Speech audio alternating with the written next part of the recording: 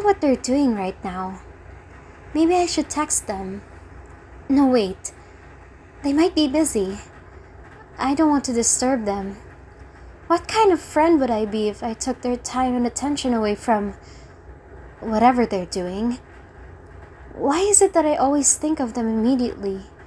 Whether when I'm bored and want someone to talk to, or when I'm lonely and need some company. I mean, there are other people in my life. I have the literature club members, my parents, my other friends, and yet they're almost always the first person I think of to run to chase the rain cloud above my head away. Let me check my phone to see if they've sent any new messages. They probably haven't, but it would really bug me if I don't make sure.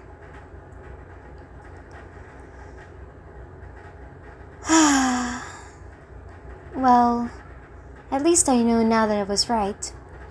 No new messages from them. Must be really busy.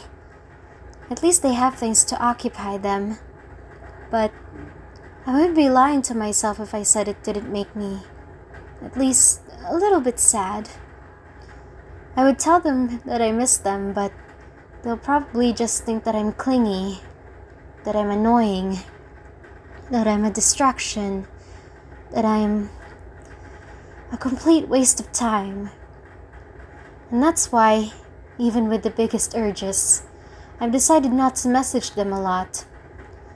If I didn't have these worries in my mind, I probably would have sent a million messages by now, constantly reminding them of how much I care about them, asking them how they are and what they're doing right now. I'd probably ask them for a call too. I know I'm already with him most of the day, yet I still manage to miss their voice after we go inside their respective houses. They're probably annoyed with mine anyway, so even if I crave it so much, I decide not to.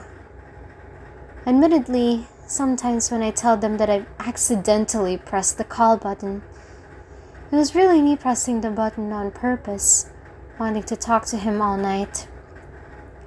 But I immediately put the call down, thinking they might not want to call at the moment, so I'll just tell them that my phone glitched and to not worry about it. I'm not worthy of their time anyway. What makes me think that they want to talk to me all the time anyway? I honestly want their company 24/7, but I know that's unreasonable. And I might get sick of my voice and overall presence if we were to try to make that happen. So I thought of making my wishes more reasonable. I wish they would message first for once. I want to feel that joy of, oh wow, I was about to text them hi, but they actually did it first. I wish I could actually spend time with them without having stupid, anxious thoughts like, wow, they could be using this time to do literally anything, yet here they are talking to me. I'm not even talking about anything interesting. How are they still here? I wish they would initiate a date for once, whether it's just hanging out at mine or their house, going to the cinema, dinner together, or anything really. And don't get me wrong, I'm okay with asking him and initiating something. Planning our dates together is one of my favorite pastimes. And I'm sure they would enjoy our time together by choosing activities that we both enjoy. Whether that would be playing their favorite game or watching a show they're really passionate about.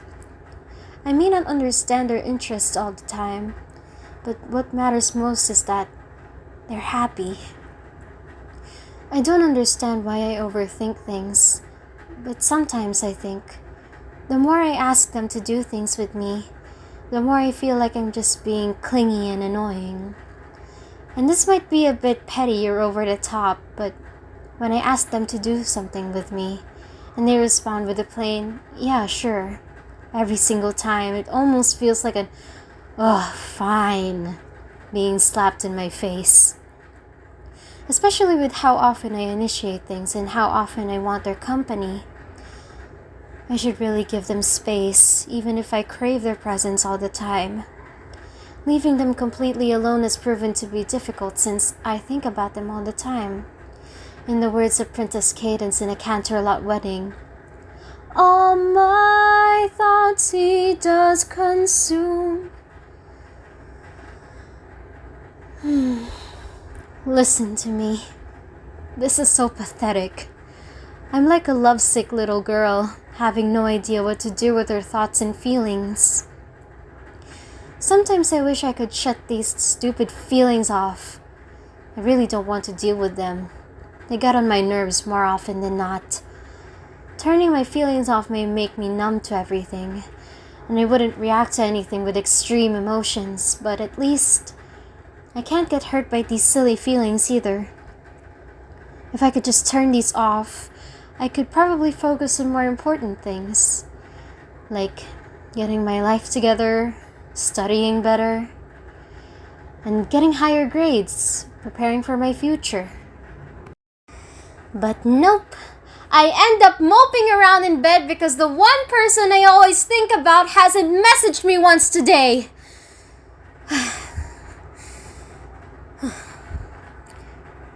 Dang it. Where did that come from? I guess I was suppressing so much more emotion than I thought. I kept all my thoughts locked away in my head for so long.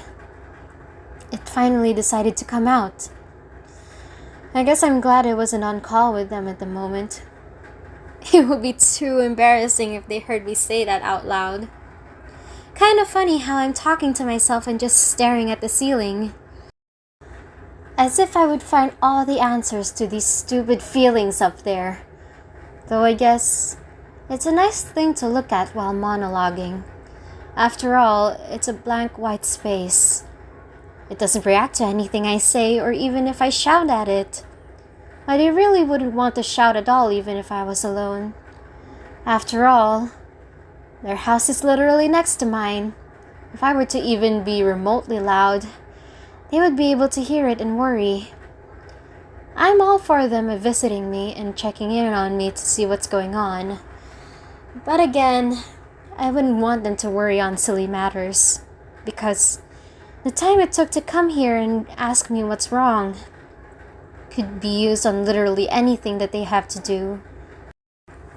Maybe I should just take a nap, forget these worries for a moment, be in my own headspace.